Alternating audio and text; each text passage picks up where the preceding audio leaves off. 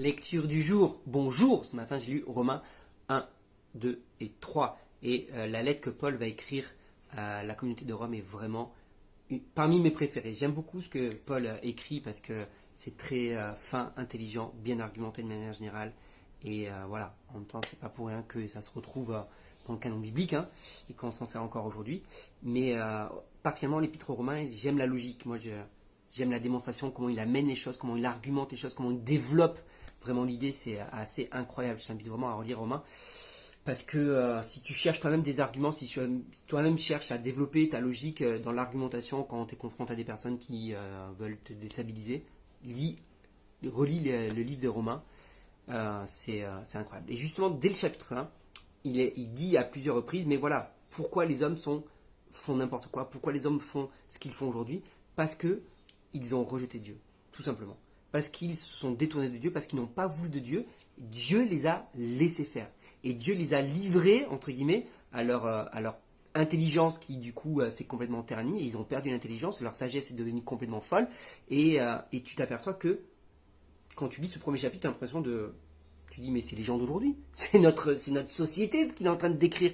Tu dis, mais c'est fou, en fait. La société qui a rejeté Dieu a toujours été dans les choses sombres, dans la saleté, l'immoralité, toutes ces choses-là, parce qu'ils ont tout simplement rejeté Dieu. Et c'est ce que Paul va expliquer et à 3 reprises, j'aime bien les dire à 3 reprises, parce que Dieu les a laissés faire, Dieu les a livrés, Dieu les a laissés. Et c'est ça qui est important de comprendre aujourd'hui. C'est que souvent on accuse Dieu de tous les maux, et en réalité c'est pas Dieu qui est le responsable de tous les maux, c'est l'homme qui rejette Dieu. Et parce que l'homme rejette Dieu, l'homme alors est livré à ses propres penchants, ses propres désirs, à son côté un peu animal. Et ce que Paul rappelle dans ces 3 premiers chapitres, c'est que justement par rapport à tout ce que fait l'homme et tout le comportement de l'homme, il mériterait la mort. Il mériterait la mort. Mais dans sa justice et dans la justice de Dieu qui condamnerait ces hommes, Dieu, malgré tout, ne l'a pas fait. Ne l'a pas fait parce qu'il a envoyé son fils pour racheter ces hommes-là. Il a envoyé ce fils pour nous racheter. Parce qu'il rappelle au chapitre 3 et au verset 23, tous ont péché et sont privés de la gloire de Dieu. Nous avons tous péché et nous avons tous été privés de la gloire de Dieu. Mais par Jésus-Christ, nous pouvons être rachetés. Et Christ est mort justement. Il a envoyé son fils pour nous racheter.